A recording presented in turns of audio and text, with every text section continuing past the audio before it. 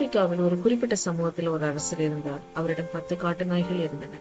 தவறு செய்த தனது ஊழியக்காரர்களை அந்த காட்டு நாய்களுக்கு இரையாக்குவது அவருடைய வழக்கம். ஒரு நாள் வேலைக்காரர்களில் ஒருவர் தவறான ஒரு கருத்தை சொன்னார். அரசருக்கு கோபம் வந்து விட்டது. இவனை நாய்களுக்கு தூக்கி எறியுங்கள் என்று கட்டளையிட்டார். வேலைக்காரன் கெஞ்சினான். நான் உங்களுக்கு 10 வருடங்களாக சேவை செய்தேன். நீங்கள் இப்படி ஒரு தண்டனை எனக்கு தரலாமா? தயவு செய்து என்னை அந்த நாய்களுக்கு தூக்கி எறிவதற்கு முன் 10 நாட்கள் அவகாசம் தாருங்கள் என்று கூறினார்.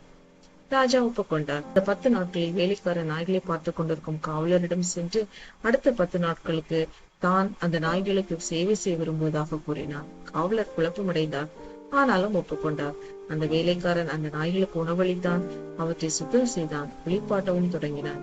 அவற்றிற்கு அனைத்து விதமான வசதிகளையும் வழங்கி அன்பு காட்டினான். 10 நாட்கள் முடிந்தது. வேலைக்காரனை தண்டிப்பதற்காக நாய்களிடம் தூக்கி எறியும்படி அரசர் உத்தரவிட்டார். அவன் தூக்கி எறியப்பட்ட போது அவை ஓடி வந்து அவனின் கால்களை நக்கத் தொடங்கின. இதை கண்டு அனைவரும் வியந்தனர். இதை பார்த்து திகைத்த அரசன், என் நாய்களுக்கு என்ன நேர்ந்தது என்றான். வேலைக்காரன் பதிலளித்தான், நான் 10 நாட்களுக்கு மட்டுமே இந்த நாய்களுக்கு சேவை செய்தேன். அவை என் சேவையை மறக்கவில்லை.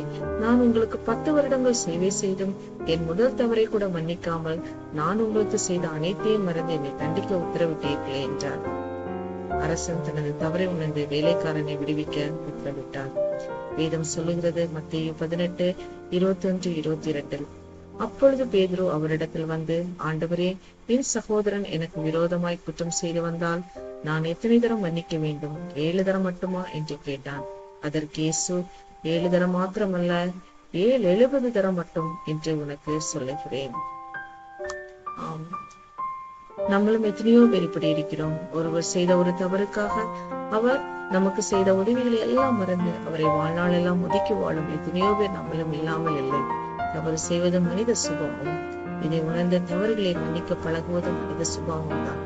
அதனால் மன்னிப்போம், மறப்போம். ஆமென்.